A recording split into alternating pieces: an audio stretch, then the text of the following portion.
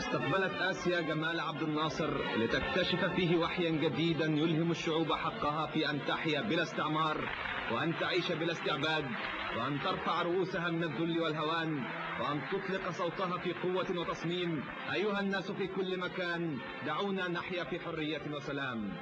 وعاشت باندونغ المدينة الآسيوية المحظوظة في أيامها الحارة، وهي تحتضن وفود 29 دولة ترفرف أعلامها وكأنها غصون للسلام. وجدت المزرعة التي تورق فيها. هذا هو مقر المؤتمر، المبنى الذي سوف يضم في جنباته أقوى أحداث الغد.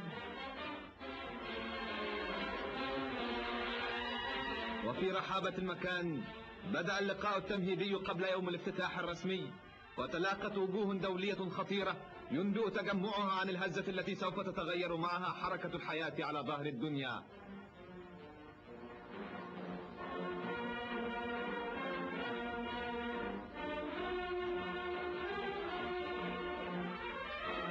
أيام خافق فيها قلب العالم، أيام انطلقت فيها إرادة الشعوب، أيام توقف فيها التاريخ ليسجل أضخم أحداث البشر. نعم، إنها أيام خالدات، أيام مؤتمر باندونغ. زحفت إفريقيا القارة الأم يحمل أمانيها وإرادتها وبعثها شاب قفز من شاطئها الشمالي ليتطلع إلى العالم معلنا حركة اليقظة التي تجتاح بقاعها اليوم.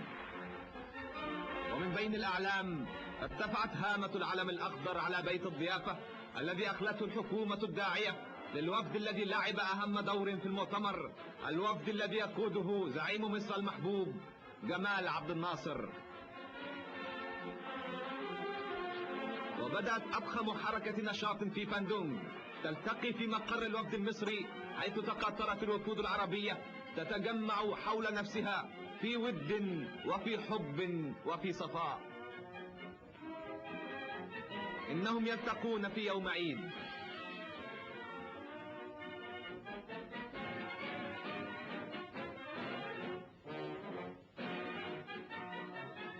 وتناثروا في جنبات بيت الضيافة وكأنهم في قطعة من أرض مصر.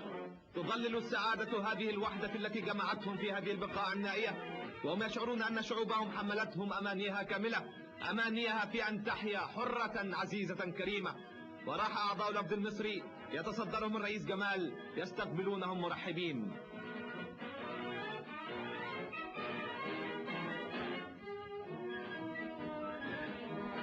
وبدأت المناقشات لتنسيق الخطة وتوحيد الهدف وإعلان الرأي الإجماعي تمهيدا لاجتماع الغد التاريخي. واستقبلت باندونغ يومها الحافل. زحفت الوفود نحو المقر الرئيسي. الوفد السعودي، وفد ساحل الذهب، وفد الصين، وفد بيرما، وفد ليبيريا. وما كانت أعين الجماهير تلتقي بعبد الناصر حدوثة المؤتمر، حتى انطلقت الأكف والحناجر تصفق وتهتف وتعبر عن إحساس انبثق من أعماقها بأن أرض وادي النيل المجيدة أهدت أخيرا للسلام العالمي رجلا تنتظره الأحداث ليلعب دورا دوليا في المستقبل القريب. وفي جلسة الافتتاح فتحت إذاعات العالم أبوابها لتنقل للشعوب المترقبة ما يتردد في القاعة التاريخية. وجلس في مقعد الرئاسة رئيس وزراء إندونيسيا. ووقف الزعيم سوكارنو يلقي كلمة الافتتاح فاتحا ذراعيه لأضخم اجتماع شهدته أجيال البشر.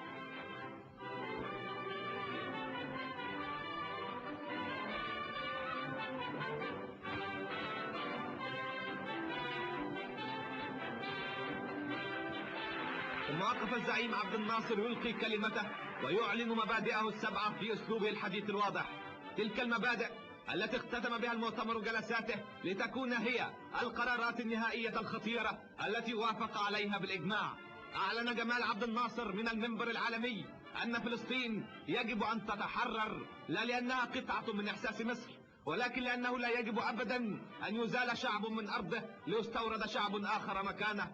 ثم أطلق من فمه صوت الدفاع عن كفاح شمال أفريقيا، مطالبا بأن تتحرر تلك البقاع وأن تأخذ نصيبها من الراحة والرخاء.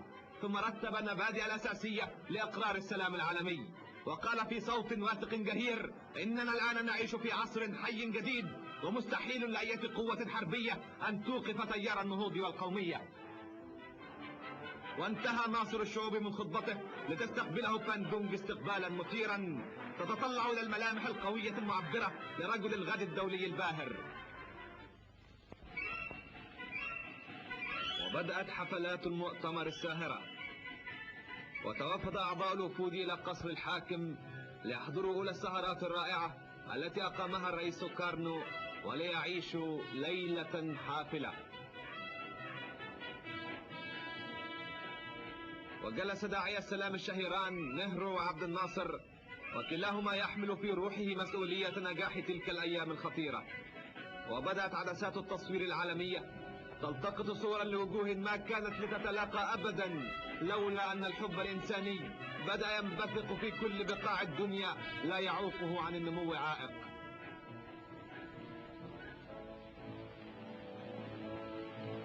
وانطلقت ألوان الفن الإندونيسي تحيي الضيوف الكبار، وبذل الفنانون جهدهم ليسعدوا ضيوفهم.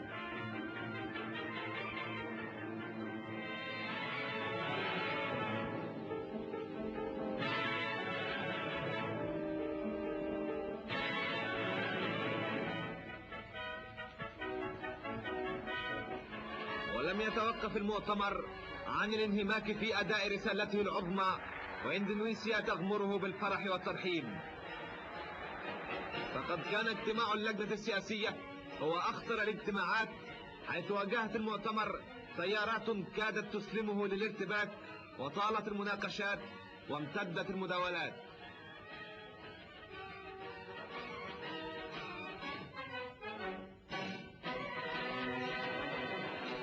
وبدأت مهمة عبد الناصر في أن ينجح المؤتمر، وبذل جهدا ظهر أثره السريع.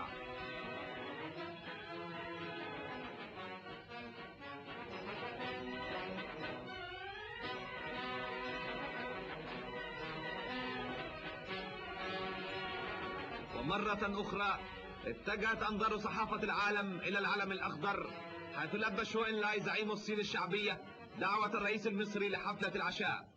واتخذت الحفلة طابعها المصري الكريم، وتلاقت النفوس في صفاء وعائلية وحنان، وعبر شو إن لاي عن إعجابه بشخصية عبد الناصر الباهرة. كما قال الرئيس أونو زعيم بارما إنه سعيد بالتعرف على شخصية مثيرة مثل شخصية الرئيس عبد الناصر، التي سوف يكون لها دورها على مسرح العالم في المستقبل القريب. وضم الحفل أيضا السيد محمد نعيم خان رئيس وفد أفغانستان، وحضره أعضاء الوفد المصري.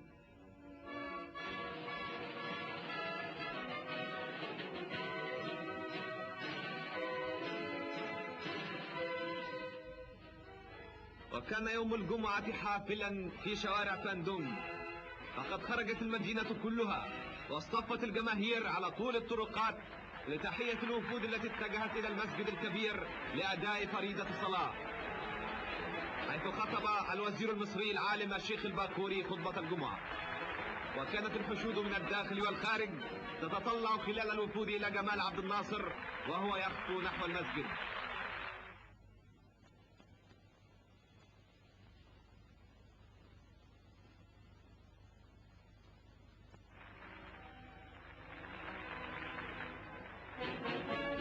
وظهر الزعيم المصري يشق طريقه وسط الجموع، وضمته شوارع باندونج وهو يحيي الجماهير التي اصطفت على الجانبين هاتفة باسمه سعيدة برؤياه مجبرة جهاده. وأعلن نجاح المؤتمر، وحانت جلسة الختام الأخيرة، ووقف رؤساء الوفود يتبادلون كلمات الوداع والتهنئة، كلهم سعداء، كلهم يؤكدون أنهم أجمعوا على شيء خطير، هو أن العالم يجب أن يخلي نفسه لنهضة الشعوب والارتفاع بمستوى الدول وحق الأمم في الحرية والسلام والأمان. تكلم نهرو وأونو وشو إن لاي.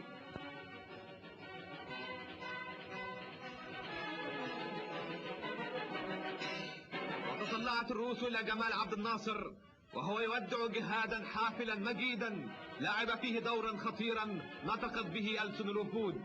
وهكذا سجل التاريخ اسم باندونج، مدينة تطلعت إليها قارتان ومنها توحد الهدف، ليكتب التاريخ يوما لقد استيقظت إفريقيا، لقد نهضت آسيا، ومستحيل أن تقف في طريقهما قوة.